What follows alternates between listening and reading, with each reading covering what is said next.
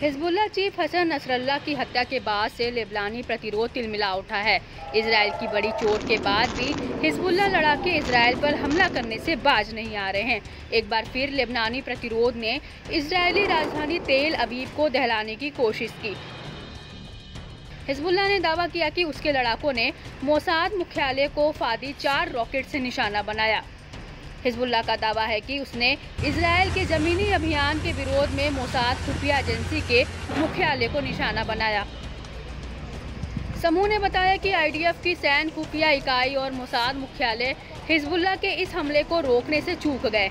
इसके अलावा इजरायल के गिलिलोड सैन्य अड्डे पर भी जबरदस्त हवाई हमलों की बौछार हुई। इजरायल में मैगन डेविड एडोम एम्बुलेंस सेवा के अनुसार रॉकेट की चपेट में आने के बाद एक सड़क बाधित हुई। ईरान की मेहर न्यूज़ एजेंसी के मुताबिक इजरायल पर हिजबुल्लाह के मिसाइल हमले के बाद तेल अवीव में सायरन बजे। तेल अवीव समेत कब्जे वाले फिलिस्तीन के पूरे मध्य क्षेत्र में अलार्म सायरन बजने से लोगों के बीच अफरा तफरी मच गई।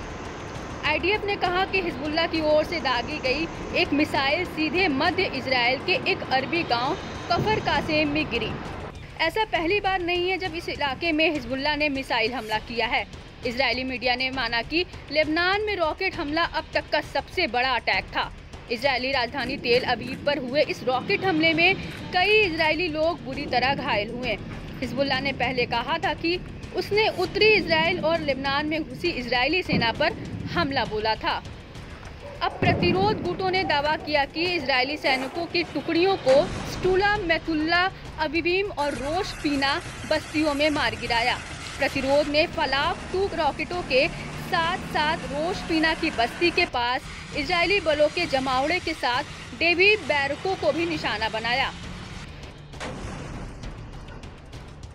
समूह ने कहा कि उसने गाजा में फिलिस्तीन लोगों और लेबनान और उसके लोगों की रक्षा के लिए अभियान चलाया था। ये हमले लेबनान में इजरायल के आतंक और आक्रामकता से एक बड़े इजाफे के बीच हुए हैं। ऐसा दावा है कि इजरायल पर 4 मिसाइलें हमले किए गए। बताया जा रहा है कि ताज़ा हमला पिछले हफ्ते हिजबुल्लाह की ओर से मोसाद मुख्यालय को निशाना बनाए जाने के बाद हुआ है।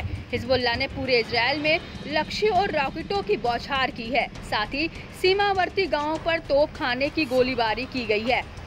लेबनानी सरकार के आंकड़ों की माने तो अक्टूबर 2023 की शुरुआत में लेबनान में इजरायली हवाई हमले में मरने वालों की संख्या 1800 तक पहुंच गई है, जबकि लगभग 8500 से ज़्यादा लोग घायल हुए हैं। जवाब में हिजबुल्लाह ने इजरायली ठिकानों पर रॉकेट और ड्रोन की बौछार की है।